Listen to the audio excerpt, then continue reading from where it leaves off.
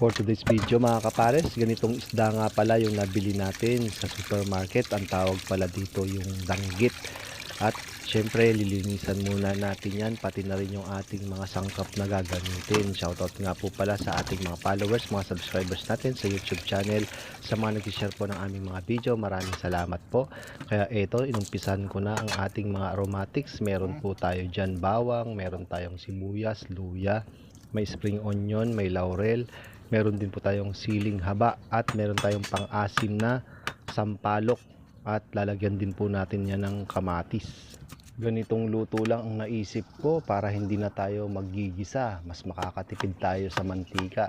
Kaya nga sinimulan ko na rin yung paghihiwa ng ating mga aromatics. Bali sasabawan natin to, at ang pang-asim natin dito ay yung tunay na sampalok. Masarap humigop ng sabaw kapag ganito. Sariling idea ko lang tong sinampalukan na danggit, kaya sa mga nanay dyan nang ayaw ng mamantika, sundan nyo lang ang pagluluto natin mga kapares. At tuloy-tuloy lang natin ang paghihiwa ng ating aromatics. Tapusin natin tong kamatis na to, at maya maya lang ay simulan na natin ang paghahanda sa pagluluto.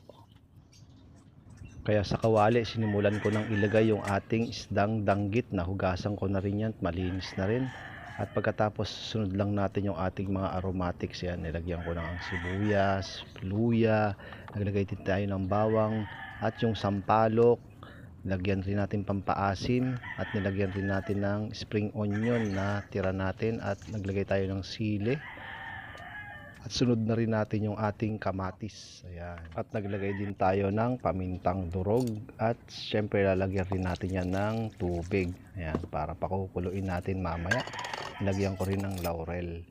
At ito nga, salang na rin natin, at buksan na natin yung ating apoy. Naglagay din po tayo ng asin, at takpan natin hanggang sa kumulo. At pagkatapos kumulo, pwede na rin natin kunin yung mga sampalok para pigain natin. At shoutout din sa mga nanay dyan na nagluluto pa lang, at sa mga mahilig din po sa isdang may sabaw.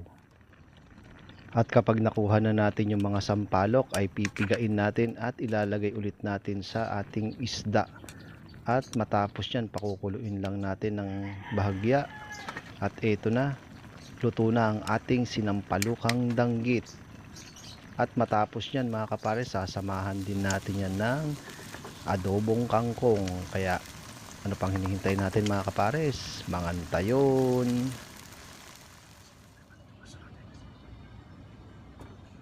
At sa magandang tanghali naman, at naluto na naman natin yung ating isdang danggit na first time ko lang ding lutuin, at sinabayan natin ng kangkong na adobo. Mantayon mga kapares, tignan natin to.